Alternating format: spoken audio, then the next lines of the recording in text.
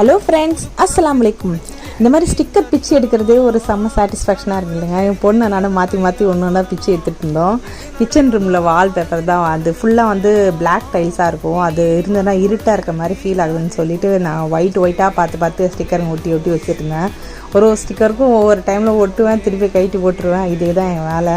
எனக்கு பிடிச்சதுன்னா வச்சுட்டு இல்லைன்னா கைட்டி போட்டுருவேன். அதனால் எனக்கு இப்போ இது அந்த டீ கப்பை பார்த்து போர் அடிச்சு போச்சு. அதனால் அதை பிச்சு எடுத்துட்டு அதுக்கப்புறம் நாங்கள் வந்து ஸ்ப்ரே எல்லாம் போட்டு அடிச்சிட்ருக்கோம். ஆக்சுவலி அந்த ஸ்ப்ரேயில் ஒன்றுமே அந்த அழுக்கெல்லாம் போவே இல்லைங்க. சும்மா பேருக்கு அந்த மாதிரி பண்ணிகிட்ருக்கோம்.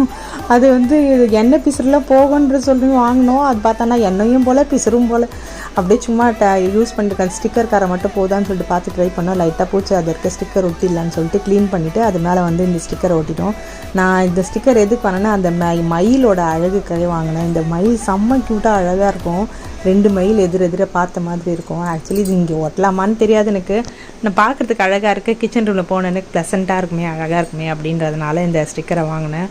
நீங்களாம் அந்த மயிலை பாருங்கள், எவ்வளோ க்யூட்டாக இருக்குல்ல. அந்த கலரும் அதுவும் செம்மையாக இருந்தது. அதனால தான் வாங்கினேன் நான். இந்த ஃபினிஷிங் எப்படி இருக்குன்னு பாருங்களேன். இந்த வீடியோ உங்களுக்கு பிடிச்சிருந்தா லைக் பண்ணுங்கள், ஷேர் பண்ணுங்கள். பாய்.